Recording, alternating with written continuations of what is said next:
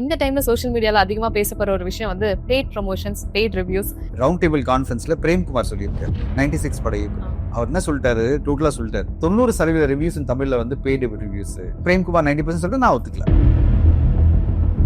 எதனால தமிழ் சினிமானால இன்னுமே வந்து 1000 crores வந்து டச் பண்ண முடியல அப்படின்ற ஒரு கேள்வி எல்லா டைமும் இருக்கு. நார்த் இந்தியனுடைய கான்ட்ரிபியூஷன் தான் மிக முக்கியம். நீங்க சொன்ன எல்லா படங்களையும் நார்த் இந்தியா 400 கோடி இருந்து புஷ்பாட்டு படத்துக்கு 850 கோடி வந்து நார்த் இந்தியா வராம உங்களால வந்து இந்த 1000 கோடி எல்லாம் திங்க் கூட பண்ணலாம். ஜனநாயகம் இருக்க மிகப்பெரிய ஒரு எதிர்பார்ப்பு எப்படி இருக்குன்னா, கடைசி படம் வரும்போது எமோஷனலாவே எல்லா ஆடியன்ஸும் வந்துருப்பாங்க. மமிதா அவர்கள் ரீசெண்டா ஒரு ஸ்டேஜ் ஈவென்ட்ல சொல்லியிருந்தாங்க, திருப்பி வருவார் அப்படின்னு சொல்லிட்டு. அதை நான் வந்து கமெண்ட்லேயே சொல்லியிருந்தேன். நான் இந்தியில சமீபத்தில் நடந்த ஒரு இன்டர்வியூல வந்து அமீர் கான் ரொம்ப அழகா சொன்னார். நான் வந்து 15 வருஷமா சேலரியை வாங்கிக்கிறது, நான் ப்ராஃபிட் ஷேர் தான் வாங்கிக்கிறேன். படம் வெற்றி அடைஞ்ச பிறகு வர ப்ராஃபிட்ல எல்லாத்துலயும் ஒரு கணக்கு இருக்கு. அதை விட்டுட்டு எனக்கு சம்பளத்தை கொடுத்துருங்க, நீங்க எப்படியாவது போங்கன்னு சொல்லும் போது தயாரிப்பாளர் எங்க போவாரு? ஏன்னா இங்க இருக்கிற நடிகர்கள் என்ன வானே சார், நான் வந்து காசை வாங்கிப்பேன், என்னை விட்டுருங்க அப்படின்ற ஒரு மனநிலை எல்லார்ட்டுமே இருக்கு. எனக்கு இந்த ப்ராஃபிட் ஷேர்ன்ற இதுவே வேண்டாம், எனக்கு பணத்தை கொடுங்க அப்படின்ற ஒரு மனநிலை இருக்குல்ல, இதுதான் பெரிய டேஞ்சர். அது மாறணும் தமிழ் சினிமா. அது மாறினாதான் தமிழ் சினிமா நல்லா இருக்கும். டிமாண்ட் இருக்கு அந்த ஆர்டிஸ்ட்க்கு, அதனாலதான் சூஸ் பண்றாங்க. கமர்ஷியலா அந்த ஃபர்ஸ்ட் டேவா இருக்கட்டும், அந்த செலிப்ரேஷனா இருக்கட்டும், அந்த ஒரு ஓப்பனிங் கிடைக்குது. சோ டிமாண்ட் இருக்கப்ப பே பண்ணி தானே ஆகணும் அப்படின்னு சில விமர்சனங்கள் வைக்க. அந்த எல்லாருக்கும் டிமாண்ட் இருக்கு. அக்ஷய்குமாருக்கும் டிமாண்ட் இருக்கு. அவங்க எப்படி கேட்கறாங்க?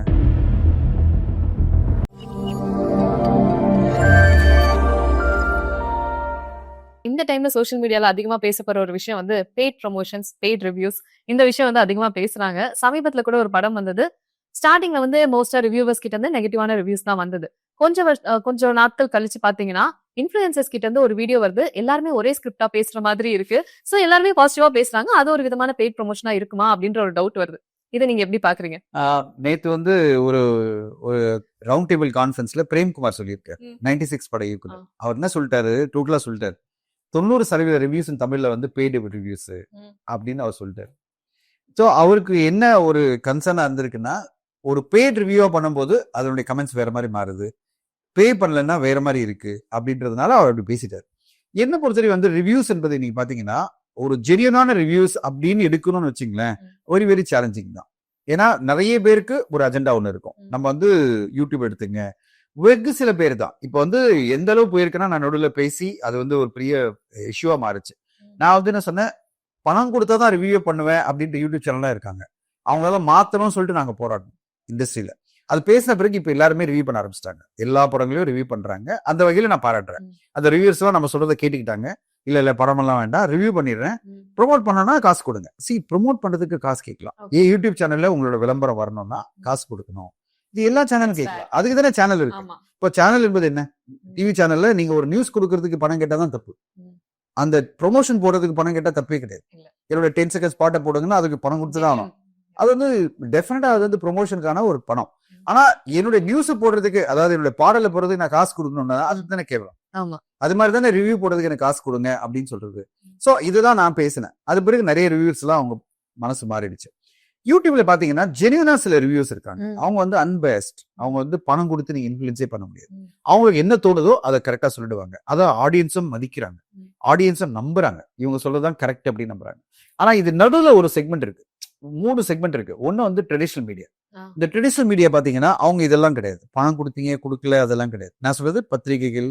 இப்போ வந்து நீங்க எடுத்துட்டீங்கன்னா தினகரன், தினத்தந்தி இப்படின்னு பத்திரிகை ஆரம்பிச்சு டெய்லி பத்திரிகை எடுத்துக்கலாம், மேகசின் எடுத்துக்கலாம். இவங்க யாருமே நீங்க பணம் கொடுத்து எனக்கு பெட்டரான மார்க் கொடுங்க சொல்ல முடியும். இப்ப விகடன்ல ஒரு மார்க் வந்து நீங்க போயிட்டு பேசி எனக்கு 42 சார் 45 கொடுங்கன்னா உததான் கிடைக்கும். ஓகே, அவங்க சார் அது பக்கமே வராது, ரிவ்யூ பக்கமே வராதுன்னு சொல்லிடுவாங்க. அதே மாதிரிதான் டைம்ஸ் ஆஃப் இந்தியாவும் சரி, இந்தியன் எக்ஸ்பிரஸும் சரி, எல்லாமே பாத்தீங்கன்னா ரிவ்யூ பக்கம் வராதிங்க, ஸ்கோர் கேட்காதீங்க, மார்க் கேட்காதீங்க. டெக்கான் கிரானிக்கல் எல்லாருமே அவங்க என்ன சொல்லுவாங்க, சார் படத்தை வந்து எங்க ஃபீட்பேக் கொடுக்குறோம், மார்க்ன்றது நாங்க ஒரு கமிட்டியா டிசைட் பண்ண சொல்லுவாங்க. அப்போ ட்ரெடிஷனல் மீடியா, நான் சொல்றது நியூஸ் பேப்பர்ஸ், மேகசின்ஸ், போர்ட்டல்ஸ், இது எல்லாமே அவங்களுடைய அன்பயஸ்டா ஒரு கமெண்ட் கொடுத்துருவாங்க. யூடியூப்ல அன்பயஸ்டா ஒரு செக்மெண்ட் ஆஃப் பீப்புள் இருக்காங்க. இது நடுவில் கொஞ்சம் பேர் இருக்காங்க பாத்தீங்களா, அவங்ககிட்ட தான் பிரச்சனை. அதாவது இன்ஃபுளுசஸா கொஞ்சம் பேர் இருக்கலாம். அவங்க வந்து எக்ஸாசரேட் பண்ணி ரிவ்யூஸ் கொடுக்கலாம். கொஞ்சம் பேர், எல்லாருமே சொல்ல முடியாது. அதுலயும் நிறைய பேர் வந்து அப்ஜெக்டிவா கொடுப்பாங்க, ப்ராப்பரா ரிவ்யூஸ் கொடுத்துருவாங்க. ஆனா கொஞ்சம் பேர் அப்புறம் இன்ஃபுளுன்ஸ் ஆவாங்க. சரி, அவரு வந்து நம்மளுக்கு இவ்வளவு சப்போர்ட் பண்றாரு, சரி நம்ம இவருக்கு பெட்டரான ஒரு மார்க் எக்ஸ்ட்ரா கொடுக்கலாமே, ஒரு ஸ்டார் எக்ஸ்ட்ரா கொடுக்கலாம், ஒன்னும் தப்பு இல்லை அப்படின்ற மாதிரி. இது இங்க இல்ல, இந்தியிலும் இதே தான் நடக்குது, தமிழ்ல தான் நடக்குது, எல்லா லாங்குவேஜ் நடக்குது. பணம் கொடுத்தா அவங்க வந்து நடுவுல இதே ட்ரெடிஷனல் மீடியாவையோ இல்ல வந்து அந்த பக்கம் இருக்கிற அந்த யூடியூப் ரிவ்யூஸ் நீங்க இன்ஃபுளுன்ஸ் பண்ண முடியாது. ஆனா அந்த நடுவுல இருக்க இந்த மீடியா இப்ப பெருசாயிருச்சு இல்லையா? இன்ஃப்ளூயன்சர்ஸ் இதை 90% சொல்றாரு அவரு, பிரேம்குமார் 90% சொல்றது நான் ஒத்துக்கல. அப்படி இருக்காது. ஒரு 50-50 எடுத்துக்கலாம். ஒரு 50% நீங்க இன்ஃபுளுன்ஸ் பண்ண முடியும். அதாவது ரிவ்யூஸ் நீங்க வாங்க முடியும். ஆனா 50% வாங்க முடியாதான் என்னோட 50% வாங்க முடியாது. நான் பார்த்து இத்தனை படங்களை நான் டிஸ்ட்ரிபியூட் பண்ணி அந்த 50% நீங்க டச்சே பண்ண முடியாது. இந்த இப்ப நான் எப்படின்னா அவங்க நான் கேட்க கூட மாட்டேன். அவங்க ஒன்னே தான் கேட்பேன், படம் பாருங்க சார் சொல்லுவேன். நான் படம் பாருங்க, ரிவ்யூ போடுங்க, அது எந்த மார்க் கொடுத்தாலும் எனக்கு ஓகே. அவங்க வந்து என்ன சொல்லுவாங்க, சார் படம் எனக்கு பிடிக்கல, ரிவ்யூ எனக்கு மோசமா தான் கொடுப்பேன். நான் சொன்னேன், அது என் தலையெழுத்து இல்ல. படம் எனக்கு ஒர்க் ஆகலன்றது என்னுடைய ஃபேட். சரி பரவாயில்ல நீங்க போடுங்க, உங்க இஷ்டம் தான் அப்படின்னு சொல்லுவேன். மார்க் எல்லாம் சொல்ல மாட்டாங்க. ஆனா தெளிவா சொல்லுவாங்க, sir don't be disappointed, I am not happy with the film, I'll definitely write badly about the film. So நீங்க இது ட்ரெடிஷனல் மீடியால இந்த மாதிரி நடந்தது அந்த மாதிரி தான் சொல்லுவாங்க. என்கிட்ட வந்து நான் traditional media, Times of India இருந்தாலும் சரி, யாரா இருந்தாலும் சரி, நம்ம கூப்பிட்டு வந்து படம் பார்த்துருப்பாங்க. ஆனா படம் பார்த்துட்டு எனக்கு படம் பிடிக்கல சொன்னா நீங்க ஒண்ணுமே பண்ண முடியாது. அவங்க ஓப்பன்லி, அதாவது எனக்கு படம் பிடிக்கலன்னு சொல்லிட்டு நான் மார்க் எவ்வளவு தான் கொடுப்பேன் அப்படின்னு சொல்லி போயிடுவாங்க. மார்க் எவ்வளவு தான் கொடுத்துருவாங்க. நம்ம அப்புறம் தான் தெரியும். சிலர் வந்து நம்ம கிட்ட ஒரு டிப்ளமேட்டிக்கா பேசிட்டு போயிடுவாங்க. ஆனா மார்க் ரொம்ப கம்மியா தான் வரும். அப்ப நான் கேட்கும் போது சொல்லுவாங்க, இல்ல சார் எனக்கு படம் பிடிக்கல, okay you are my friend, இதோட கடந்துலாமான்னுவாங்க. இந்த விஷயத்த நம்ம பேச வேணாம் அப்படின்வாங்க. அப்ப நான் வந்து ஒரு காலகட்ட பிறகு உங்களுக்கு தெரிஞ்சிருச்சு, இது வந்து இவங்களை இன்ஃபுளுன்ஸே பண்ண முடியாது. இல்ல ஃப்ரெண்ட்ஷிப்னால கூட அவங்க அடிஷனலா ஒரு ½ மார்க் போட மாட்டாங்க. ஐயோ தரஜி நம்ம ஃப்ரெண்ட் ஆச்சு, ஒரு ½ மார்க் எக்ஸ்ட்ரா போட மாட்டாங்க. அதுதான் அவங்க எத்திக்கலா இருக்கிற ஒரு விஷயம். அவங்க அந்த ப்ரொஃபஷனுக்கு எத்திக்கலா இருக்காங்க. அவங்களுக்கு படம் பிடிக்கலன்றது நம்முடைய என்ன சொல்றது டிசப்பாயின்மெண்ட் தான். அது என்ன பண்ண முடியும்? ஒரு படம் எடுத்துட்டோம்னா நம்ம வந்து கண்டிப்பா எல்லாரும் லைக் பண்ணணும்னு சொல்ல முடியாது. அது அதனுடைய ஃபேட். சோ அப்படி எடுத்துட்டு போயிடலாம். ஆனா இந்த நடுவுல இருக்கிறவங்க தான் நமக்கு பிரச்சனை. இப்ப வந்து ஒரு கேம்பெயினாவே நடந்துட்டு இருக்கு. இந்த 50% தான் நமக்கு பிரச்சனை. இந்த 50% பணம் இவ்வளவு கொடுத்தா நான் பண்றேன், இவ்வளவு பணம் கொடுத்தா நான் இந்த மாதிரி ரிவ்யூஸ் கொடுக்குறேன், பணம் கம்மியா கொடுத்தா கம்மியா ரிவ்யூ கொடுக்குறேன்ற வர ஒரு 50% தான் நம்ம பிரச்சனை இருக்கு. இந்த 50% அப்ஜெக்டிவ் பண்றத நமக்கு பிரச்சனை கிடையாது. ஆனா பிரேம்குமார் 90% சொல்றாரு, அது ரொம்ப அதிகம். ஒரு 50% நம்ம சொல்லலாம். ஓகே. ஆனா அதுவுமே இப்போ நீங்க மாறிட்டு வந்துட்டு இருக்குன்றதா சொல்றீங்களே. அதுவே மாறி வந்துட்டே இருக்கு. நிறைய ரிவ்யூஸ் பண்றாங்க. மாறும். எல்லாமே மாற்றத்துக்குரியதுதான். சரி நான் வந்து பல பேர்கிட்ட என்னுடைய ஃப்ரெண்ட்ஸ் கிட்ட எல்லாம் சொல்லுவேன், ரிவ்யூ பண்றவங்களுக்கு எல்லாம் சொல்லுவேன், நட்பு வேறு ரிவ்யூ வேறு. ஆமா. நான் உங்களோட நண்பனா இருக்கலாம், ஆனா ரிவ்யூ வரும்போது நண்பனே கிடையாது. நான் ஒரு தயாரிப்பாளர், நான் ஒரு படைப்பாளி, அவ்வளவுதான். அந்த படைப்புக்கு என்ன மார்க் கொடுக்குமோ அது கொடுங்க அப்படின்னு நான் சொல்லுவேன். எனக்காக நீ எக்ஸ்ட்ரா கொடுக்காத. எனக்காக நீ எப்ப கொடுக்குறியோ அப்ப அடுத்ததா எல்லாருக்கும் அதே மாதிரி கொடுக்க ஆரம்பிப்பேன். அப்போ உனக்கான ஒரு வேல்யூ போயிடும். Okay. What is your value? Your integrity is a value. உங்க இன்டெகிரிட்டின்றது என்ன அர்த்தம்? ஆனஸ்டா நீங்க என்ன ரிவ்யூ கொடுக்குறீங்களோ அதுதான் இன்டெகிரிட்டி. நீங்க எப்போ வந்து எனக்கு வந்து தனஞ்சனிக்கு ஒரு ½ மார்க் எக்ஸ்ட்ரா கொடுத்தீங்களோ, இல்ல வந்து என்ன மாதிரி ஒரு நண்பனுக்கு எக்ஸ்ட்ரா கொடுத்தீங்களோ, அடுத்து பணம் கொடுக்குறோம் எக்ஸ்ட்ரா கொடுப்பீங்க. ஆனா இது நீங்க சொல்ற மாதிரி இருக்கதான் பாக்குறதுக்குமே ஒரு ஹெல்த்தியான ஒரு பாண்டிங் மாதிரி தெரியுது. ப்ரொடியூசர்ஸ் அண்ட் ரிவ்யூவர்ஸ் கிட்ட அந்த ஒரு ஹெல்த்தியான பாண்டிங்குமே அப்பதான் தெரியும் இல்லையா? கண்டிப்பா. இப்போ நான் வந்து பல போர்ட்டல்ஸ் எல்லாம் என்னோட ஃப்ரெண்ட்ஸ் தான், எடிட்டரா இருக்கவங்க, பல நியூஸ் பேப்பர்லாம். அவங்க எல்லாருமே என்ன வந்து ரொம்ப பிடிக்கும். அவங்க ஒன்னே சொல்லுவாங்க, தனஞ்சன் வந்து நான் ரொம்ப திட்டி ரிவ்யூ பண்ணாலும் அதை பத்தி கண்ணுக்காக வந்து நட்பா பேசிட்டு இருப்பாரு அப்படின்னு. நான் நட்பா தான் பேசிட்டு இருப்பேன். அவருடைய வேலை பண்றாரு. அவருக்கு படம் பிடிக்கலன்றது வந்து அந்த படைப்பு மேல இருக்கிற ஒரு விமர்சனமே தவிர தனஞ்சன் மேல விமர்சனம் கிடையாது. தனஞ்சன் வந்து இந்த படத்தை தயாரிச்சிருக்காரோ டிஸ்ட்ரிபியூட் பண்ணாரோ என் பேர்ல விமர்சனமா நான் எடுத்துக்கூடாது. என் படைப்பு மேல அவருக்கு ஒரு விமர்சனம் இருக்கு. It's okay, I'm happy. எனக்கு ஒரு அப்செட் ஆகும். ஆனா அவரை பத்தி அப்செட் இல்ல. ஆனா இது நம்ம இவ்வளவு கஷ்டப்பட்டு கொடுத்தோம், அவங்களுக்கு பிடிக்காம போயிடுச்சு, அவருக்கும் பிடிக்கல, என் நண்பருக்கும் பிடிக்கல. என் கூட 20 வருஷம் இருக்கிற நண்பனுக்கே படம் பிடிக்காம ரிவ்யூ அப்படி போட்டாங்கன்னா 2.5 மார்க் 3 மார்க் கொடுத்தா எனக்கு எப்படி இருக்கும்? நான் யார் பேர்ல வருத்தப்படுவேன்? அவர் பேர்ல இல்ல, படைப்பு மேலதான். நம்ம அப்போ அந்த கரெக்டான ஒரு ஜட்ஜ்மெண்ட் இல்லையே. நம்ம ஓவரா நம்பிட்டோமோ இந்த படத்தை. You own that responsibility. I take the responsibility. I feel bad. I feel bad about my film, not about him as a reviewer. So அவ்வளவுதான். அது பிறகு அடுத்த நாளே நம்ம பேசிட்டு இருப்போம், ஜாலியா பேசிட்டு இருப்போம். அவங்களும் அப்படியே கடந்து போயிடுவாங்க, நானும் கடந்து போயிடுவோம். அதான் சினிமா. நம்ம கடந்து போயிட்டே இருக்கணும். வாட் நெக்ஸ்ட்ன்றதான் வாழ்க்கையா இருக்கணும். அதே உட்காந்துட்டு இவர் எப்படி ரிவ்யூ பண்ணலாம், அப்படி ரிவ்யூ பண்ணலாம், இல்ல இதை வந்து ரிவ்யூ மாத்த முடியுமா, இல்ல பணம் கொடுத்து அடுத்ததா ரிவ்யூ போட்டுலாமா, இதெல்லாம் பெஸ்ட். பிகாஸ் என்ன பொறுத்தவரைக்கும் பணம் கொடுத்து வாங்குற ரிவ்யூ எல்லாம் ஒண்ணுமே ஒர்க் ஆகும். எது ஒர்க் ஆகும்னா ஆடியன்ஸ் என்ன சொல்றாங்களோ அதான் ஒர்க் ஆகும். ஆடியன்ஸ் ஒரு படம் பிடிச்சிருச்சுன்னா எந்த பிரச்சனையும் கிடையாது. யாருனாலே மாத்தவே முடியாது. யாரும் மாத்த முடியாது. அது 2 ஸ்டார் வந்தாலும் பிரச்சனை கிடையாது. ஓகே. இப்ப வந்து அடுத்ததா 2 பெரிய படங்களுக்கான எதிர்பார்ப்பு டு தி 1000 crores. நீங்க டிஸ்க்ளைமர் போட்டீங்க, பட் ஸ்டில் அகைன் நான் கொஞ்சம் தெரியாதமா அதெல்லாம். சரி, கூலி, ஜனநாயகம் இந்த படத்து மேலதான் வந்து அந்த மாதிரி ஒரு எக்ஸ்பெக்டேஷன் இருக்கதா பார்க்கப்படுது. ஏன்னா இதுக்கு முன்னாடி ஜெயிலர் அண்ட் லியோ இதுதான் வந்து 600 crores வந்து தாண்டுச்சு. எதனால தமிழ் சினிமானால இன்னுமே வந்து 1000 crores வந்து டச் பண்ண முடியல அப்படின்ற ஒரு கேள்வி எல்லா டைமும் இருக்கு. இதே வந்து புஷ்பானால முடியுது, ட்ரிபிள் ஆர்னால முடியுது. கல்கி கூட பண்ணுச்சு. யா. கல்கி பண்ணுச்சு. ஆ. சமீபத்துல கல்கி பண்ணுச்சு. ம். புஷ்பா 2 பண்ணுச்சு. நார்த் இந்தியனுடைய கான்ட்ரிபியூஷன் தான் மிக முக்கியம். இப்ப வந்து எல்லா படங்களும் நீங்க சொன்ன எல்லா படங்களையும் நார்த் இந்தியா 400 கோடியில இருந்து புஷ்பா 2 படத்துக்கு 850 கோடி பண்ணி. நார்த் இந்தியா வராம உங்களால வந்து இந்த 1000 கோடி எல்லாம் திங்க் கூட பண்ண அப்ப தமிழ் சினிமாக்கு அங்க ப்ரமோஷன் தேவை. தேவை. அங்க போய் பண்ணணும். பீகாருக்கு போகணும், போபால் போகணும், லக்னோ போகணும், இதெல்லாம் பண்ணி டெல்லி போகணும். இதெல்லாம் போய் நீங்க வந்து அந்த ஊர்ல இருக்கிற ஆடியன்ஸ் எல்லாம் உள்ள கொண்டு வரணும் திரையரங்குக்கு. அவங்க படம் பார்க்கும்போது அவங்க படமா இருக்கணும். இதெல்லாம் நடந்ததுன்னா 350 கோடி வந்ததுன்னா நீங்க 1000 கோடி பண்ணலாம். இப்போதைக்கு இந்த படங்களுக்கு எல்லாம் நீங்க வந்து வெதர் கூலி ஆர் ஜெயிலர் 2 ஆர் ஜனநாயகன் எல்லா படங்களுக்கும் நம்ம என்ன பாக்குறோம்னா இந்த படங்கள் வந்து சமீபத்திய தமிழ் சினிமாவுடைய இண்டஸ்ட்ரிட்டா இருக்கிற ஜெயிலர் அண்ட் லியோ படத்தை பீட் பண்ணுமா? அதை கீழே நம்ம கூட நமக்கு போட்டி நம்ம கூட போட்டி பண்ணிக்கலாம். அது ஈஸி இல்ல. இது பண்ணோம் கண்டிப்பா. எனக்கு ஒரு பெரிய நம்பிக்கை வந்து கூலி மேல இருக்கு. இது 600 கோடியை கண்டிப்பா தாண்டும். ஏன்னா தமிழ்நாட்டிலே வந்து 250 கோடி பணத்துக்கு வாய்ப்பு இருக்கு. அதே மாதிரி வந்து ஓவர்சீஸ்லயும் 250 கோடி பண்ணிச்சுன்னா கேரளா, கர்நாடகா, ஆந்திரா, தெலுங்கானா எல்லாம் சேர்த்து மினிமம் 700 கோடி வரும். இப்போ ஒரு இன்கிரிமெண்டலா பாத்தீங்கன்னா இது 600 கோடி இருந்த ஜெயிலர் இது 750 கோடி வருமா? அப்படிதான் நம்ம பார்க்கணும். எது கூலி. இப்ப கூலி 750 கோடி வந்தா ஜெயிலர் அதே மாதிரி பண்ணும். அதை தாண்டியும் பண்ணும். ஜனநாயகம் அதே மாதிரி வந்து தமிழ்நாட்டுல வந்து மிகப்பெரிய லெவல பண்ணும். ஆனா நார்த் இந்தியால ஏதாவது சரி அதர் ஸ்டேட்ஸ் எப்படி பண்ணணும் வெயிட் பண்ணி பார்க்கணும். ஓவர்சீஸ் எப்படி பண்ணணும்னு பார்க்கணும். ஆனா ஜனநாயகம் இருக்க மிகப்பெரிய ஒரு எதிர்பார்ப்பு எப்படி இருக்கும்னா கடைசி படம் வரும்போது எமோஷனலாவே எல்லா ஆடியன்ஸும் வந்துருப்பாங்க. அது வந்து நடக்க போது பாருங்க. எமோஷனலா ஒவ்வொரு ஃபேனுமே அதாவது நான் சொல்றது அவர் பிடிச்சிருந்தவே இல்ல வேற நடிகர்களுடைய ஃபேன்ஸ் கூட சரி அந்த படத்தை பார்ப்பாங்க.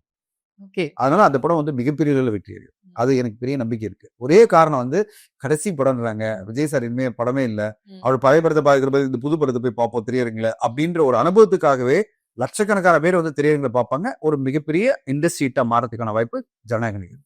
ஓகே, மமிதா அவர்கள் ரீசெண்டா ஒரு ஸ்டேஜ் ஈவென்ட்ல சொல்லியிருந்தாங்க திருப்பி வருவார் அப்படின்னு சொல்லிட்டு அதை நான் வந்து கமெண்ட்லேயே சொல்லியிருந்தேன் நானு. அது வந்து நம்ம எப்பவுமே கேட்போம்ல நம்ம உட்காந்து பேசும்போது சார் அடுத்து எப்போ படம் வருது இப்ப எங்கிட்ட வந்து எங்கேயாவது மீட்டிங் படம் வச்சுங்களேன் சார் அடுத்து என்ன படம் சார் அப்படி கேட்பாங்களா இல்லையா? நான் அது எனக்கு என்ன இருக்குதோ இல்ல என்ன படம் பண்ண போறேனோ அதை தான் சொல்லுவேன். அதே மாதிரி அவங்க கேட்டுப்பாங்க சார் அடுத்து எப்போ சார் படம் பண்ண போறீங்க என்ன சார் நீங்க பாட்டு நான் கூட நடிக்கணும்னு ஆசைப்படுறேன் ஹீரோயினா நடிக்கணும்னு ஆசைப்படுறேன் அப்படின்னு சொல்லும்போது எலெக்ஷன் படி பார்க்கலாம் அப்படின்னு அவர் சொல்லியிருப்பாரு. பட் மக்கள் எப்படி புரிஞ்சுக்கிட்டாங்க? அவர் அப்படின்னு சொல்லுவாரு எலெக்ஷன் பேர் பார்க்கலாம் என்ன அர்த்தம் எலெக்ஷனுக்காக நான் ஃபோக்கஸ் பண்ணிட்டு இருக்கேன் அதனால வந்து இதை இப்போதைக்கு எந்த பிளானும் இல்லம்மா எலெக்ஷன் பேர் பார்க்கலான்றது என்ன அர்த்தம் சும்மா ஒரு ஹோப் கொடுக்குற மாதிரி தான். ஓகேங்களா? இதை வந்து மமிதா பைஜி வந்து அங்க சொல்லிட்டு அது பெரிய இஷ்யூ ஆயிட்டு எல்லாருக்குமே ஒரு சங்கடத்தை உருவாக்கிடுச்சு. இந்த மாதிரி பர்சனலா பேசுற விஷயங்களை வெளியில பேசக்கூடாது. அது மமிதா பேசிட்டு தேவையில்லாத ஒரு கான்ட்ரவர்சி. ஏன்னா அவர் மொத்தமா நான் இண்டஸ்ட்ரி விட்டு போறேன் இதுதான் கடைசி படம் one last time one last song அப்படின்னு அவர் போயிட்டு இருக்கும்போது அவரை போய் சங்கடப்படுத்துற மாதிரி யாரும் பேசக்கூடாது. ஆனா நான் பல இன்டர்வியூல கிட்டத்தட்ட ஒரு 100 இன்டர்வியூல சொல்லிட்டேன் விஜய் சார் வந்து சினிமா இண்டஸ்ட்ரிக்கு போக கூடாது. ஏன்னா சினிமா இண்டஸ்ட்ரிக்கு ஒரு மிகப்பெரிய காமதேனு அது அதாவது மிகப்பெரிய பாக்ஸ் ஆஃபீஸ் கலெக்ஷன் கொண்டு வரக்கூடிய ஒரு மாபெரும் நடிகர். இனி உலகெங்கும் இவ்வளவு பெரிய கலெக்ஷனை கொண்டு வர ஒன் ஆஃப் தி ஹீரோவா இருக்காரு.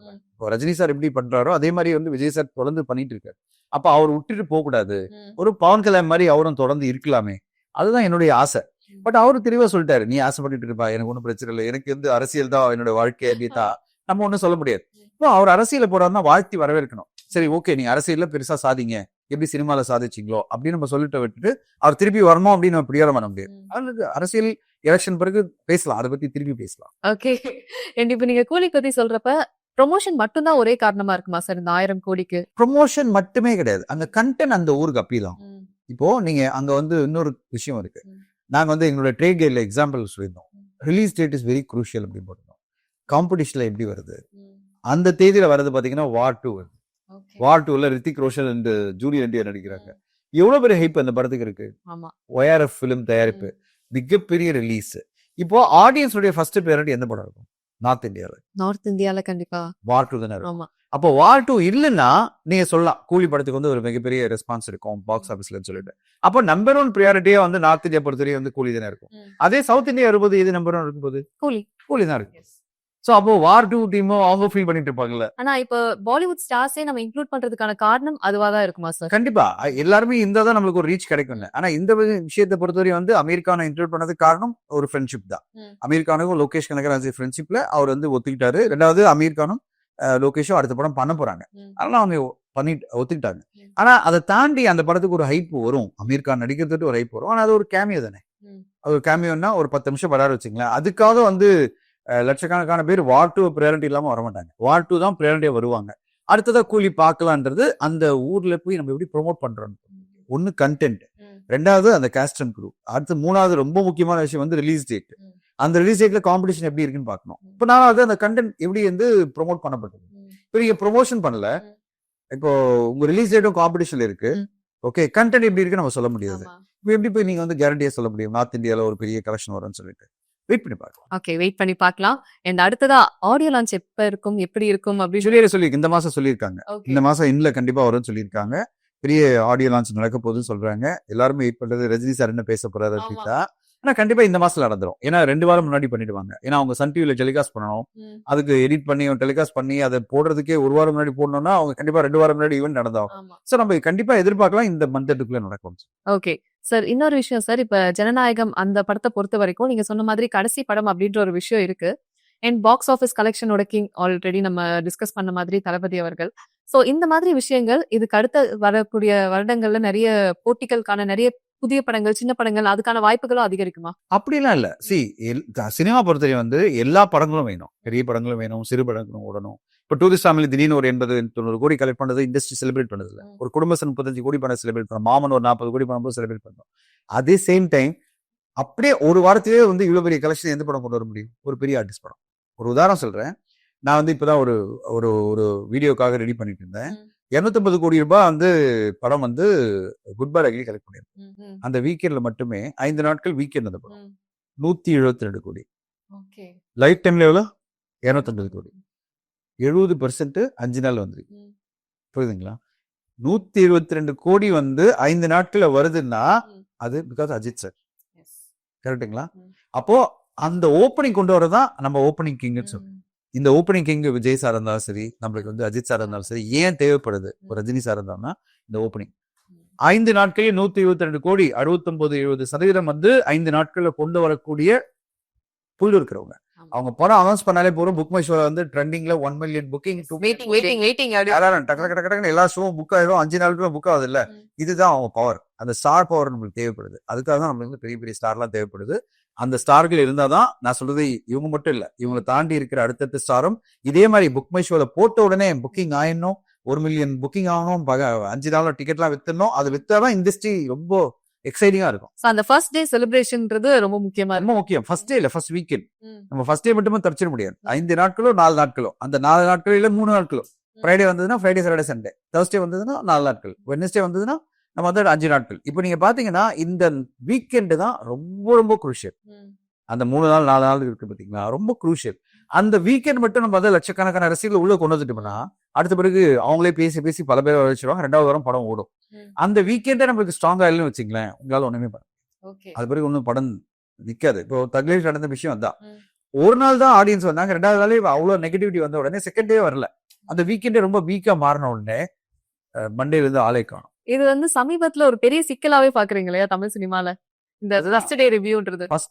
ஃபர்ஸ்ட் டே டேமேஜ் பண்ண பிறகு செகண்ட் டே ஆளே உள்ள வரலன்னு வச்சுங்களேன். அப்புறம் 3rd டே 4th இல்ல ஒண்ணுமே இல்ல. சாதாரணமா போயிட்டு ஏதோ புக்கிங் பண்ண மட்டும், புக் மை ஷோல புக் பண்ண மட்டும் தான் வருவாங்க. திங்கட்கிழமை ஆளே இருக்க மாட்டாங்க. இதுதான் பெரிய படங்கள் இருக்கிற பிரச்சனை. ஆனா இதே வந்து படம் நல்ல டாக்கா வந்ததுன்னா நான் சொன்ன மாதிரி 70% ரெவென்யூ வந்து ஃபர்ஸ்ட் வீக்கெண்ட்லயே வரும். ஓகே, அதுதான் சினிமானுடைய மிகப்பெரிய ஒரு தாக்கம், பெரிய நடிகர்கள் கொண்டு வர பெரிய கலெக்ஷன். ஓகே, சமீபத்துல கூட நீங்க இன்னொரு விஷயம் பேசியிருந்தீங்க, அதாவது பெரிய நடிகர்கள் அவங்க சேலரி படத்தை ஓன் பண்ணிக்கிற ஒரு விஷயம். இது மூணுமே ஒரு பிரச்சனையாவே இருக்கு ப்ரொடியூசர்ஸ்க்கு அப்படின்றது. எதனால சார்? இப்போ என்னன்னா தமிழ் சினிமா மட்டும்தான் இவ்வளவு பெரிய பிரச்சனை இருக்கு. தெலுங்குல கிடையாது, ஹிந்தியில கிடையாது. தெலுங்கு சினிமால வந்து தே ஓன் த ப்ரொடியூசர். அந்த ப்ரொடியூசர் வந்து லாஸ் ஆயிடக்கூடாது, அவர் எப்படியாவது காப்பாற்றணும் அப்படின்றதுக்காக அடுத்த படம் கொடுக்கறது, கம்மியான காஸ்ட்ல பண்றது, இல்ல ப்ராஃபிட் ஷேர்ல வர்றது, இது நடந்துட்டு இருக்கு. நான் வந்து எதுக்கு பேசுறேன்னா, இந்தியில சமீபத்தில் நடந்த ஒரு இன்டர்வியூல வந்து அமீர் கான் ரொம்ப அழகா சொன்னார். நான் வந்து 15 வருஷமா சேலரியே வாங்கிக்கிறது இல்லை, நான் ப்ராஃபிட் ஷேர் தான் வாங்கிக்கிறேன். அதாவது என் சம்பளமே வேண்டாம், அசிஸ்டன்ட் மட்டும் தான் சம்பளம். அது வந்து பர் டே 50,000 இருக்கலாம், அவ்வளவுதான். 100 நாள் நினைச்சா மேக்ஸிமம் போனா நம்மளுக்கு 50 லட்சம் ரூபாய் செலவு, அவ்வளவுதான். ஆனா என் சம்பளமா நான் எதுவுமே வாங்கிக்கிறது இல்ல. படம் வெற்றி அடைஞ்ச பிறகு வர ப்ராஃபிட்ல எல்லாத்துலயும் அவருக்கு கணக்கு இருக்கு. அவர் வந்து அவருடைய அப்ரூவல் இல்லாம நீங்க விற்க முடியாது, எந்த ரைட்ஸும் விற்க முடியாது. டோட்டல் ரெவன்யூல அவர் ஒரு ஷேர் எடுத்துக்கிறார். அது 33% இருக்கலாம், இல்ல 50% இருக்கலாம். ஃபார் எக்ஸாம்பிள் பிகே என்ற படம், 3 Idiots படம் எல்லாம் 33% அவருக்கு ப்ராஃபிட் ஷேர். ஓகே, அவ்வளவுதான். இப்போ ப்ரொடியூசருக்கு 33%, டைரக்டருக்கும் 33%, அப்படியே அவங்க ஒர்க் பண்ணாங்க அந்த டைம்ல. இப்போ இந்த படம் எல்லாம் பாத்தீங்கன்னா அவர் 50% அவர் ப்ராஃபிட் ஷேர் எடுத்துக்கிறாரு. அவர் என்ன சொல்லாரு, என் படம் ஓடலைன்னா எனக்கும் சேர்த்து தான் பாதிப்பு. ஏன்னா சம்பளமே எனக்கு கிடையாது. நான் ஒரு 2 வருஷம் 3 வருஷம் கஷ்டப்பட்டு உடைச்சு எனக்கு சம்பளமே எல்லாம் போறேன். ஆனா ப்ரொடியூசர் வந்து கம்ப்ளீட்டா நஷ்டம் அடையாம போறாரு. ஏன்னா என் சம்பளத்தையும் கொடுத்துருந்தா வச்சுங்களேன், அவருக்கு மிகப்பெரிய நஷ்டமா இருக்கும். 100-150 கோடி ரூபாய் கொடுத்திருந்தா என்ன இருக்கும் என் சம்பளம்? அவரோட நஷ்டம் பெரிய நஷ்டமா மாறி இருக்கும். அதுதான் அவர் அமீர் கான் சொல்றாரு. அக்ஷய்குமார் என்ன பண்றாரு, ரொம்ப பியூட்டிஃபுல்லா எல்லா படங்களுக்குமே அவர் வந்து ஒரு கோ ப்ரொடியூசரா மாறிடுறாரு. கேப் ஆஃப் குட் ஃபிலிம்னு வரும். அதுல பாத்தீங்கன்னா அவரோட எல்லா படத்திலும் Cape of Good film video வந்து என்னன்னா அவர் 33% ப்ராஃபிட் ஷேர் கொடுக்கும். ஒரு குறைந்த சம்பளம் வாங்கிப்பாரு. இப்போ ஒரு 10 கோடி ரூபாய், அதாவது ஒரு மினிமம் அப்படின்னு சொல்லிட்டு ஒரு கேரண்டியா ஒரு அமௌண்டோட எடுத்துப்பாரு. அது 10 கோடின்றது நம்ம கண்டிப்பா அவர் கொடுக்கலாம். ஏன்னா 100 கோடி ஒருத்தருக்கிற ஒரு ஹீரோக்கு நம்ம 10 கோடி கொடுக்கறதுல பிரச்சனை இல்லை. ப்ராஃபிட்ல 33% எடுத்துப்பாரு. படம் ஓடல வச்சுங்க, தயாரிப்பாளர் எந்த பிரச்சனையும் இல்லை. ஓகே. ஏன்னா ஓடலன்னா கணக்கு கொடுக்க போறோம். சார் படம் ஓடல, படம் வந்து நம்ம பிரேக் தான் இருக்குன்னா ஓகே, அப்ப எனக்கு எதுவுமே ப்ராஃபிட் இல்லைன்னா எனக்கு 10 கோடி தான் கிடைச்சிருக்கு. சரி ஓகே, உங்களுக்கும் கிடைக்கல எனக்கும் கிடைக்கல, அதோட போலாம் அப்படின்னு போயிடுவாரு. அந்த மாதிரி சிச்சுவேஷன் இங்க இல்ல. இதுக்கப்புறம் வரதுக்கான வாய்ப்பு இருக்கா? இது இங்க வரணும் அப்படின்னு தான் நம்ம எதிர்பார்க்கிறோம். இங்க வரணும் இங்க வரணும் நம்ம கேட்கறோம் எல்லாரையும். இங்க என்ன கேட்கறோம்னா, நீங்க இந்த அளவோட வர வேணாம், அக்ஷய்குமார் மாதிரி வரலாம்ல, அமீர் கான் மாதிரி வரலனாலும் அக்ஷய்குமார் மாதிரி வரலாம். ஒரு மினிமம் அமௌண்ட் எடுத்துக்கிட்டு பேலன்ஸ் ப்ராஃபிட் ஷேர்ல வந்தீங்கன்னா இண்டஸ்ட்ரி நல்லா இருக்கும். மொத்த படமும் ஒரு தயாரிப்பாளர் மேல போடும்போது படம் ஓடலைன்னா தயாரிப்பாளர் மொத்தமா இழந்து போயிரு. அது பிறகு அவரால் எழுந்துக்கவே முடியாது. அந்த லாஸ்ல தான் அவர் எழுந்துக்கவே முடியாது. அதுக்காக தான் நம்ம வந்து நான் பேசுறது என்னன்னா, நடிகர்கள்லாம் வந்து இன்னைக்கு இருக்கிறவங்க எல்லாம் சார் அதெல்லாம் எனக்கு தெரியாது சார், எவ்வளவு கலெக்ஷன் ஆகும் தெரியாது, எவ்வளவு ஏர்ன் பண்ணி தெரியாது, நான் நஷ்டமா நீங்க நஷ்டமாட்டி கணக்கு கொடுத்தீங்கன்னா என்ன பண்ணாது? நான் சொல்றேன், கணக்கு ஏன் கொடுக்கணும்? நீங்க வந்து எல்லா அக்ரிமெண்ட் நீங்களும் நீங்க சொல்லலாம்ல, டிஜிட்டல் சேட்டலைட் மியூசிக்ல நானும் கோ சிக்னேட்டரியா போடணும் அப்படின்னு கூட்டா முடிஞ்சு போச்சு. உங்களை மீறி எந்த அக்ரிமெண்ட்டும் போட முடியாது, எந்த ரைட்ஸும் விற்க முடியாது. அப்போ உங்களுக்கு எல்லா ரெவென்யூ தெரியும், எவ்வளவு காஸ்டும் தெரியும். இப்போ காஸ்ட்டை கால்குலேட் பண்றது ரொம்ப ஈஸி. 2-3 கம்பெனி இருக்கு, they will calculate everyday expense. FDFSன்னு ஒன்று இருக்கு, ஃபின்கிரிட்னு இருக்கு. இவங்கெல்லாம் வந்து எவ்ரிடே எவ்வளவு செலவா இருக்கு இந்த படம் தயாரிப்புன்னு அவங்க வந்து கணக்கு எடுப்பாங்க. அப்போ அந்த கணக்கு உங்களுக்கு வந்துட போகுது. உங்களுக்கு எவ்வளவு இந்த படத்துக்கு செலவாச்சுன்னு உங்களுக்கு தெரியும், எவ்வளவு ரெவென்யூ வந்தது தெரியும். ப்ராஃபிட் வந்தா நீங்க ஷேர் வாங்கிக்கிங்க. இது ஒன்றும் பெரிய ராக்கெட் சயின்ஸ் இல்ல. ஒரு ஆடிட்டர் அப்பாயின்ட் பண்ணாலே முடிஞ்சு போச்சு. அந்த ஆடிட்டர் உங்களுக்கு கணக்கு கொடுத்துட்டு போறாரு, சார் இவ்வளவு ப்ராஃபிட் வந்திருக்கு, உங்களுக்கு 33% வரணும் இல்ல 50% வரணும். அப்படி போனீங்கன்னா ஒரு தயாரிப்பாளர் உங்க கண்ட்ரோலே இருப்பாரு. அதாவது கண்ட்ரோல் என்ன அர்த்தம்னா, ஒரு தயாரிப்பாளர் எக்ஸஸும் செலவு பண்ண மாட்டாரு, ரெண்டாவது உங்களுக்கு கரெக்டான கணக்கும் கொடுத்துட்டு உங்களுக்கு ப்ராஃபிட் கொடுப்பாரு. அதை விட்டுட்டு எனக்கு சம்பளத்தை கொடுத்துருங்க நீங்க எப்படியாவது போங்கன்னு சொல்லும் போது தயாரிப்பாளர் எங்க போவாரு? படம் ஓடலைன்னா எங்க போவாரு? ஓடுச்சுன்னா ஓகே, ஆனா எல்லா படம் எங்க ஓடுது? நம்ம பேசிட்டே இருக்குது, இவ்வளோ நேரம் பேசுறது என்ன பேசணும்? இத்தனை பெரிய படங்கள்லாம் தோல்வி அடைஞ்சிட்டு இருக்குன்னா தயாரிப்பாளர் எங்க போவார்? இப்போ அந்த படத்தை அந்த நடிகரே தயாரிச்சிருந்தா எந்த பிரச்சனையும் இல்லை, அந்த நடிகரே லாஸ் அடைஞ்சிட்டு அவர் கண்ணு காணாம போயிடுவாரு. ஆனா அந்த படத்தை தயாரிச்சுதான் ஒரு தயாரிப்பாளர் படம் கொடுத்து தயாரிச்சிருந்தா மொத்தமும் அந்த தயாரிப்பாளர் வந்துடும், பெரிய லாஸ் வந்து நிற்கல. இதுதான் என்னுடைய பாயிண்ட். நடிகர்கள் இங்க மாறுவாங்களாம் தெரியல. ஏன்னா இங்க இருக்கிற நடிகர்கள்லாம் என்ன, வானே சார் நான் வந்து காசை வாங்கிப்பேன் என்னை விட்டுருங்க அப்படின்ற ஒரு மனநிலை எல்லார்ட்டுமே இருக்கு. எனக்கு இந்த ப்ராஃபிட் ஷேர்ன்ற இதுவே வேண்டாம், எனக்கு பணத்தை கொடுங்க அப்படின்ற ஒரு மனநிலை இருக்குல்ல, இதுதான் பெரிய டேஞ்சர். நீங்க எப்படியாவது போங்க, எனக்கு என் சம்பளத்தை கொடுங்கன்றதுதான் பெரிய டேஞ்சரா நான் பாக்குறேன். அது மாறணும் தமிழ் சினிமா, அது மாறினாதான் தமிழ் சினிமா நல்லா இருக்கும். இந்த விஷயம் வந்து நீங்க பேசியிருந்தப்ப கமெண்ட்ஸ்ல எனக்கு சில விஷயங்கள் பார்க்க முடிஞ்சது. அதாவது டிமாண்ட் இருக்கு அந்த ஆர்டிஸ்ட்க்கு, அதனாலதான் சூஸ் பண்றாங்க. கமர்ஷியலா அந்த ஃபர்ஸ்ட் டேவா இருக்கட்டும், அந்த செலிப்ரேஷனா இருக்கட்டும், அந்த ஒரு ஓப்பனிங் கிடைக்குது. சோ டிமாண்ட் இருக்கப்ப பே பண்ணி தானே ஆகணும் அப்படின்னு சில விமர்சனங்கள். அந்த டிமாண்ட் இருக்கு, அக்ஷய்குமாருக்கும் டிமாண்ட் இருக்கு. அவங்க எப்படி கேட்கறாங்க? தெலுங்குல இல்ல ஜூனியர் என்டிஆருக்கு இல்லாத டிமாண்டா, இல்ல வந்து ராம் சரணுக்கு இல்லாத டிமாண்டா, இல்ல மகேஷ் பாபுக்கு இல்லாத டிமாண்டா? எல்லாருமே ப்ராஃபிட் ஷேர்ல தான் பண்றாங்க. அவங்க ஒரு பேசிக் சேலரி வாங்கிட்டு பேலன்ஸ் வந்து ப்ராஃபிட் ஷேர்ல வாங்கிக்கிறாங்க. அதை தான் நான் பேசுறேன். இப்போ டிமாண்ட் இருக்கிறதா நீங்க வந்து வாங்கிக்கிற சம்பளம் ஓகே வாங்கிக்கிறீங்க. சப்போஸ் அந்த ப்ரொடியூசருக்கு அந்த வெற்றி கிடைக்கல என்ன பண்றாரு? ஓகே, அந்த ரெஸ்பான்சிபிலிட்டியை நடிகர் யார் எடுத்துக்கிறா? இப்போ ப்ரொடியூசர் மட்டும் தான் மொத்த ரெஸ்பான்சிபிலிட்டி எடுத்துக்கணுமா? டிமாண்ட் இருக்கு நீங்க கேட்கிறாரு அப்படின்னா, சப்போஸ் நாளைக்கு அந்த படம் வெற்றி அடையலைன்னா அதுக்கு பொறுப்பு யாரு? இப்போதைக்கு தயாரிப்பாளர். ஒன்லி தயாரிப்பாளர். இப்போதைக்கு இல்ல, தயாரிப்பாளர் மட்டும்தான். அந்த இயக்குனரோ அந்த நடிகரோ பொறுப்பெடுத்துக்காம அந்த சம்பளம் மட்டும் வாங்கிட்டு போயிட்டாங்கன்னா தயாரிப்பாளர் என்ன ஆகுது? தயாரிப்பாளர் எப்படி பவுன்ஸ் பேக் பண்றது? ஒரு இயக்குனருக்கு 100 படம் கிடைக்கும், ஒரு நடிகருக்கு அடுத்தடுத்த படங்கள் லைனப் இருக்கும். இப்போ ஒரு நடிகரும் பாத்தீங்கன்னா 5 படம் 4 படம் வச்சிருக்காங்க. இந்த படம் தோத்துச்சுன்னு என்ன பண்ண போறாங்க? அவங்க கடந்த அடுத்த படம் போயிட்டே இருக்க போறாங்க. What about the producer? அவருக்கு கடங்காரங்க பதில் சொல்லணும், கடனில் மீண்டு வர முடியாது, இன்னொரு டேட் கிடைக்காது. எல்லா ஆர்டிஸ்டும் ஐயோ இவர் பணம் கொடுக்க மாட்டாருப்பா, இவரோட காசு இல்ல அப்படின்னு ஒரு டேட் கொடுக்க மாட்டாங்க. அப்ப அந்த தயாரிப்பாளர் எங்க போவார்? அவர் எப்படி பவுன்ஸ் பேக் பண்றதுன்னு தான் எங்க கேள்வி. தயாரிப்பாளர்கள் எங்களோட கேள்வி அதுதான். ஒரு தயாரிப்பாளர் இந்த இண்டஸ்ட்ரியில தொடர்ந்து இயங்கணும்னா அது எல்லாரும் கூட்டு மரிச்சியா எல்லாரும் ரெஸ்பான்சிபிலிட்டி எடுத்துக்கிட்டா தான் பண்ண முடியும். தயாரிப்பாளர் மட்டும் எல்லா படம் எடுத்துக்கிட்டாருன்னா அந்த தயாரிப்பாளர் வந்து 1-2 படம் எடுக்கலாம், தோத்துட்டாருன்னா அதோட முடிஞ்சிச்சு அடுத்தது. ஓகே. அப்போ புது புது தயாரிப்பாளர் தான் வந்துட்டு இருப்பாங்க தவிர இருக்கிற தயாரிப்பாளர்களும் சஸ்டெயின் பண்ண முடியாது. அது மாறினதுக்காக தான் இந்த ஒரு கமெண்ட் நான் கொடுத்தேன். இப்ப குபேரா படம் எடுத்துக்கிட்டீங்கன்னா தெலுங்குல வந்து நல்லா ஓடுச்சு. பட் தமிழ்ல வந்து ஆடியன்ஸா அந்த அளவுக்கு சாட்டிஸ்ஃபை பண்ணல அப்படின்ற ஒரு கமெண்ட் இருக்கு. எதனால அப்படி இருக்கும்னு நினைக்கிறீங்க? ஏன்னா அந்த கண்டென்ட்டே பார்த்தோம்னா கொஞ்சம் அந்த ஆடியன்ஸ்க்கு ஏத்த மாதிரி கமர்ஷியல் நிறைய விஷயங்கள் இருக்கு. இன்னொன்னு என்ன பார்க்க முடிஞ்சதுன்னா அது வந்து தெலுங்குல எடுத்த படம். தமிழ்ல வந்து டப் செய்யப்பட்டது. அதனால நம்ம ஆடியன்ஸ்னால கனெக்ட் பண்ணிக்க முடியலையா அப்படின்ற ஒரு கேள்வியும் இருக்கு. பைலிங்குவல் வந்து இனிமே அந்த ஒரு சாம் இல்ல அப்படின்றது என்னோட பாயிண்ட். நான் ஒரு இன்டர்வியூலேயே சொல்லிட்டேன். இனிமே தேவையில்லை. தெலுங்குல படம் எடுங்க, லக்கி பாஸ்கர் மாதிரி எடுங்க. லக்கி பாஸ்கர் தெலுங்குல எடுத்தாங்க, தமிழ்லயும் ஓடுச்சு, அவ்வளவுதான். நீங்க வந்து பைலிங்குவல் எடுக்கிறேன், இது எடுக்கிறேன், சேம் லாங்குவேஜ்ல வருது, இதெல்லாம் தேவையே கிடையாது. நான் தெலுங்குல எடுத்த ஒரு படம் நான் டப் செஞ்சு வெளியிடுறேன்னா அதுக்கான எதிர்பார்ப்போட வந்து பார்ப்பாங்க, தெலுங்கு படமா பார்ப்பாங்க. ஓகேங்களா? இது தமிழ் படமா பொசிஷன் பண்ணதான் பிரச்சனை. குபேராவை தமிழ் படமா பொசிஷன் பண்ணாங்கல்ல. என்னன்னா இயக்குனரும் தெலுங்கு, நடிகர் நாகார்ஜுன் அதுல மிக முக்கியமான கேரக்டர், ராஷ்மிகா தெலுங்குல தான் பாப்புலர். இப்ப அது நடிச்ச பல நடிகர்கள் தெலுங்கு தான். தனுஷ் சாரை தவிர மீதி எல்லாம் தெலுங்கு இதுவா இருக்கும் போது படம் தான் தெலுங்கா இருக்கு. தெலுங்கு வந்து திருப்பதியில கதை நடக்குது, அதுக்கப்புறம் பாம்பேல நடக்குது. இங்க இருக்கிற யாருக்குமே ஒரு ரிலேட்டபிலிட்டியே இல்லை. இந்த கதை எந்த வகையிலும் கனெக்ட் ஆகல. அப்ப என்ன ஆயிடுதுன்னா இவங்க யாருமே அதை தமிழ் படமாவா பார்க்க மாட்டேன்றாங்க. அப்போ அந்த படத்துக்கு ஏற்கனவே பல விஷயங்கள் நெகட்டிவிட்டி போயிட்டு இருக்கு. எல்லாம் சேர்ந்து இந்த படத்தை வந்து நெகட்டிவா தாக்குறாங்க. இதே ஒரு தமிழ்ல தெலுங்கு எடுக்கப்பட்ட படம் டப் செஞ்சு இங்க தமிழ்ல வெளியிட்டாங்கன்னா அது டப்பிங் படம் தான் கமெண்ட் பண்ணுவாங்க. யாருமே வந்து பெருசா நெகட்டிவிட்டி பேச மாட்டாங்க. அப்ப அதோட முடிஞ்சிடும். இப்ப தமிழ் படமா பொசிஷன் பண்ணும்போது இவ்வளவு ரிவ்யூர் எழுந்து நடிக்கிறாங்க ஒரு படத்தை. நீங்க தெலுங்கு படம்னு வச்சுங்களேன், நீங்க எதுக்கு ரிவ்யூ பண்றீங்கன்னு கேட்பாங்க. தெலுங்கு படம் பார்த்தா பாருங்க பார்க்க அடிப்போங்க அப்படின்னு. இப்ப லக்கி பாஸ்கர் எப்படி அவங்க வந்து ஒரே ஒரு பிரஸ் மீட் வச்சாங்க, டப் செஞ்சு போட்டாங்க, அதுவும் பிக்கப் ஆயிடுச்சு படம். பயங்கரமா ஸ்டார்டிங்ல இருந்து பாக்குறப்ப கொஞ்சம் கிராஜுவலா இன்க்ரீஸ் ஆகி 3-4 வாரம் ஓடிச்சு இல்ல. அந்த மாதிரி தெலுங்குல நான் வந்து கிளியரா சொல்லிட்டேன், எல்லா பேருக்கும் சொன்னது, நீ வந்து பைலிங்குவல் எல்லாம் பண்ணாதீங்க, எது தமிழ்ல பண்ணுங்க, இல்ல தெலுங்குல பண்ணுங்க, இல்ல ஹிந்தியில பண்ணுங்க, டப் செஞ்சு இங்க போட்டுருங்க. இப்ப கூலி படத்தை எடுத்துங்களேன், அவங்க பைலிங்குவல் ட்ரைலிங்குவல் சொன்னாங்களா? அமீர் கான் நடிக்கிறாரு, இவரு சிவராஜ்குமார் நடிக்கிறாரு, இவர் நடிக்கிறாரு அப்படின்னு சொல்லிட்டு சிவராஜ்குமார்ல இவரு கன்னடத்துல உபேந்திரன் நடிக்கிறாரு சொல்லிட்டு கன்னடத்துல போடல. மலையாளத்துல ஒரு சுபேர் நடிக்கிறாருக்கா மலையாளத்துல டப் பண்ணலையா? அவங்க தமிழ்ல தான் எடுக்கிறாங்க. தமிழ்ல எடுத்துட்டு நான் டப் செஞ்சு எல்லா ஊர்லயும் கொடுக்குறோம், போனா போட்டுங்க, இல்லைன்னா தமிழ்லயே ரிலீஸ் பண்றோம் தானே சொல்றாங்க. அது ஈஸி இல்ல. இப்போ அந்தந்த லாங்குவேஜ்ல நீங்க பைலிங்குவல் சொல்லும் போது அதை எதிர்பார்ப்படி மாறிடுது. அந்த லாங்குவேஜா எதிர்பார்ப்பாங்க, அந்த ஆடியன்ஸ் தான் அவங்க படமா எதிர்பார்ப்பாங்க. டப்பிங் படம்னா அவங்க வந்து டப்பிங் படமா தான் பார்ப்பாங்க. இப்ப நம்ம ஹாலிவுட் படத்தை பார்க்குறோம், டப்பிங் படத்தை பார்க்கும்போது எப்படி பார்ப்போம்? நம்ம அந்த இங்கிலீஷ் படமா தான் பார்ப்போம். இங்கிலீஷ் படம் டப் செஞ்சு நம்ம தமிழ்ல வந்து ஆடியோ வருது, பட் ஆனா அது இங்கிலீஷ் படம் தான். அந்த இங்கிலீஷ் படத்துக்கான அந்த இதுலயே நோக்கத்தை தான் பார்த்துட்டு இருப்போம்.